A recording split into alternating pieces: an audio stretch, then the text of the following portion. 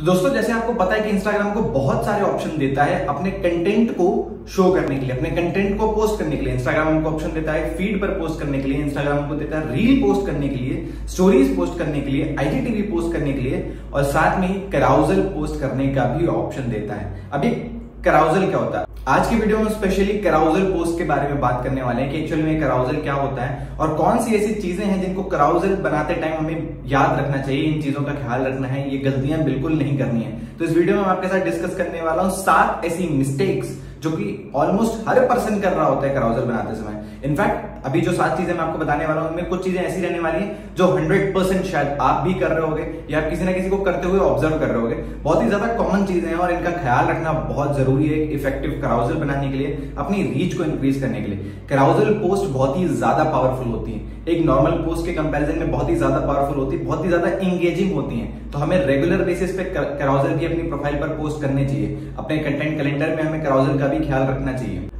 तो इस वीडियो को दोस्तों एंड तक देखना ताकि आपको वो चीजें पता लगे जो कि आपको कैराउजल के साथ बिल्कुल भी नहीं करनी, जिनका आपको स्पेशली ख्याल रखना है ताकि आप भी इफेक्टिव कैराउजल बना पाए। तो दोस्तों मेरा नाम है दिव्यांश और चलिए शुरू करते हैं इस वीडियो को। तो दोस्तों सबसे पहली जो चीज है वो है कि हमें अपने कंटेंट को बोरिंग नहीं बनाना है।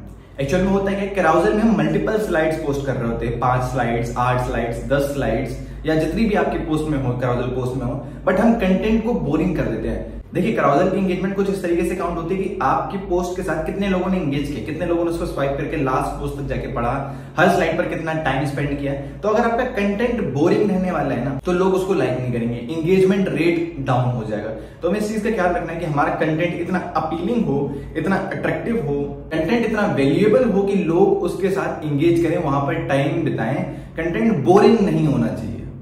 दूसरी बहुत इंपॉर्टेंट चीज है कि हमें अपनी कैराउजल की पहली स्लाइड, जो पहली स्लाइड होती है ना, कवर पेज बोल सकते हैं आप उसको या फर्स्ट स्लाइड बोल सकते हैं उसको, उसका सबसे ज्यादा ख्याल रखना है। क्योंकि जो सबसे पहली चीज आपकी ऑडियंस को दिखने वाली है वो वही फर्स्ट स्लाइड है। तो हमें उस फर्स्ट स्लाइड का सबसे ज्यादा ख्याल रखना है। वहां पे ग्राफिक्स का ख्याल, वहां पे टैगलाइन का ख्याल, जो हुक लाइन है, जो हेडलाइन है, इन सबको सबसे इफेक्टिव बनाना है ताकि उस हेडलाइन को पढ़ के, वो ग्राफिक्स को देख के पर्सन आगे वाली स्लाइड्स पर जाना भी जरूरी समझे। ये चीज मैंने खुद एक्सपेरिमेंट करके देखी हुई है। अगर आपकी फर्स्ट स्लाइड अट्रैक्टिव नहीं होगी, उसके आगे आपने उसमें कितने भी ग्राफिक्स रखे हो, कितना भी अच्छा कंटेंट दिया हो, इफेक्टिव कंटेंट दिया हो, पर्सन कभी वहां तक पहुंचता ही नहीं है। और जब वहां तक पहुंचेगा नहीं तो किस बात का अच्छा कंटेंट, कोई एंगेजमेंट नहीं मिलेगा, कोई रीच नहीं मिलेगी। तो पहली स्लाइड का स्पेशली ख्याल रखना है।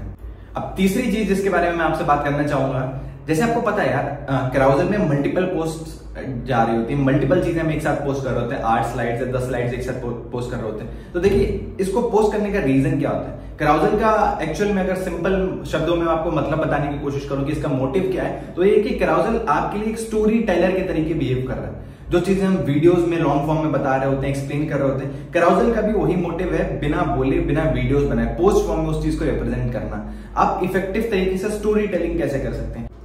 तो हमें अपनी स्लाइड्स में स्टोरी टेलिंग वाली चीज का खास ख्याल रखना है कि हमारी स्लाइड्स बोरिंग ना हो। हम उनमें कुछ ऐसा कंटेंट बता रहे हो जो कि कंटिन्यूएशन में हो, पहली स्लाइड से दूसरी स्लाइड जो पहली स्लाइड से रिलेट कर रही हो, तीसरी स्लाइड दूसरी स्लाइड की कंटिन्यूएशन लग रही हो, ताकि पर्सन जो है वो आगे वाली स्लाइड्स पर भी जाना जरूरी समझे। अगर वो पहली स्लाइड पढ़े तो उसके माइंड में सस्पेंस क्रिएट हो कि इसके आगे क्या बताने वाला है, इसके आगे क्या चीज है, क्या जानना जरूरी है, तो अगली स्लाइड पर भी जाएगा।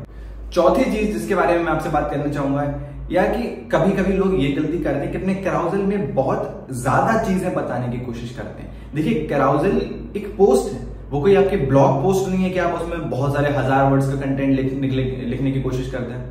तो हमें इस चीज का ख्याल रखना है कि हमें बहुत ही शॉर्ट और प्रिसाइज मैनर में चीजें एक्सप्लेन करनी है। आप ये समझिए कैराउजल आपके लिए एक उस तरीके की प्रेजेंटेशन है जिसमें आप सिर्फ हेडलाइंस लिखने वाले हो, पॉइंट्स लिखने वाले हो, या अगर आपने कोई हेडलाइन लिख ली तो हार्डली उसको 1, 2, 3 पॉइंट में एक्सप्लेन करना, कम शब्दों में, वो भी नहीं कि 4, 5 लाइन के पॉइंट्स आपने बना दिए। आप हाँ जरूर इस चीज को कुछ थोड़ा और एक्सप्लेन करके अगर आप एक्सप्लेन करना चाह रहे हो तो आप कैप्शन का यूज कर सकते हो, या फिर उसके लिए अगर बहुत ही ज्यादा कंटेंट है तो आप उसके लिए एक डेडिकेटेड वीडियो बना सकते हो। बट कैराउजल में अपना कंटेंट शॉर्ट एंड क्रिस्प रखना। लोग बहुत ज्यादा नहीं पढ़ना चाहते, लोग बहुत ज्यादा टाइम से नहीं स्पेंड करना चाहते, तो हमें अपनी चीजें कम से कम शब्दों में एक्सप्लेन करनी है और ज्यादा से ज्यादा इफेक्टिव एक्सप्लेन करनी है। हमें अपनी कैराउजल पोस्ट में बहुत ज्यादा टेक्स्ट कंटेंट ऐड नहीं करना है, बहुत सारी चीज ऐड नहीं करनी, लिमिटेड चीजें, इफेक्टिव कंटेंट।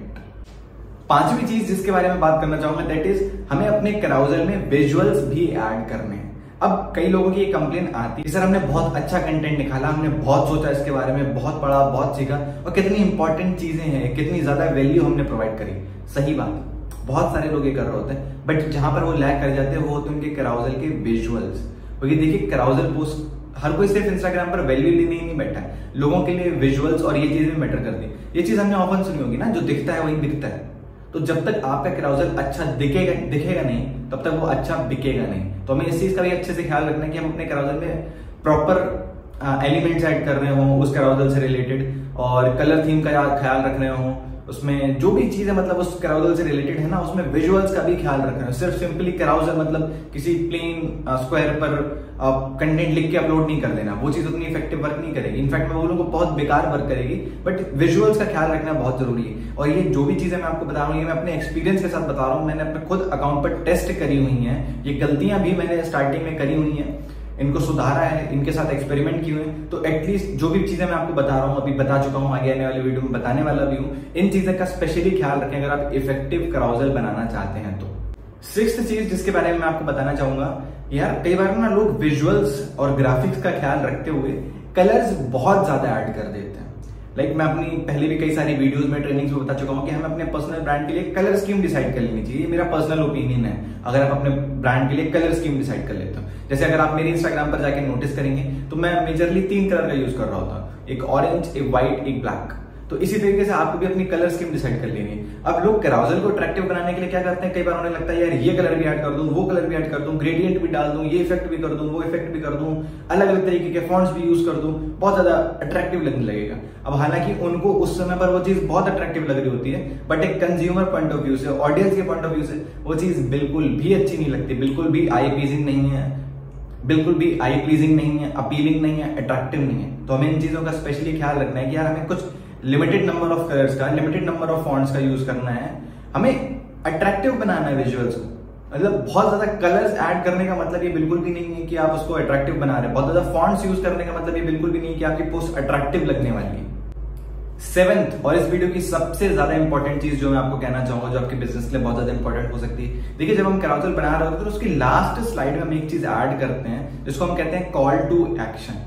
अब कॉल टू एक्शन का मोटिव क्या होता है, हर पर्सन के लिए चीज वेरी कर सकती है। कोई पर्सन उसमें कॉल टू एक्शन में ऐड करता है अपने फॉलोअर्स बढ़ाने के लिए, कोई पर्सन मैसेज ज्यादा करवाने के लिए, लीड जनरेट करने के लिए, कोई पर्सन मतलब अलग अलग टास्क रहते हैं, कोई पर्सन कोई यूट्यूब वीडियो दिखाना चाहता है, कुछ भी। तो हमें अपनी जो लास्ट स्लाइड है उसमें effective call to action add करना है। लास्ट वाली स्लाइड सिर्फ कॉल टू एक्शन के लिए रहती है, जिसमें हम लोगों को बोल रहे होते हैं कि इस वाले कैराउजल को लाइक कर लो, कमेंट कर लो, शेयर कर लो, या फिर इसको सेव कर लो, आपके लिए आगे काम आ सकते हैं। इस तरीके से चीजें बोल रहे होते हैं, save for later and follow me for more such post, ऐसी चीजें बोल, ये सब कॉल टू एक्शन होता है। तो हमें इसी तरीके से effective call to action use करना है। हमें पोस्ट बनाने से पहले हमारे माइंड में होना चाहिए कि एक्चुअल में जो कैराउजल पोस्ट बना रहे हैं इसका मोटिव क्या है।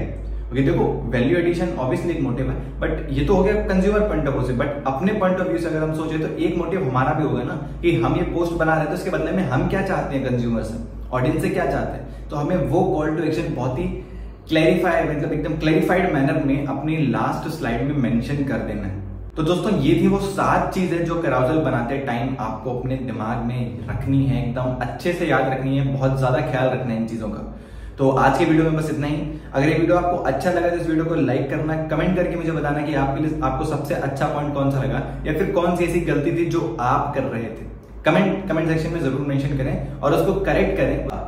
और अगर अभी तक आपने इस चैनल को सब्सक्राइब नहीं किया तो चैनल को सब्सक्राइब जरूर कर लेना, बेल आइकॉन को दबा देना, ताकि मेरे आगे आने वाले वीडियोस के बारे में आपको अपडेट इमीडिएटली मिलता रहे।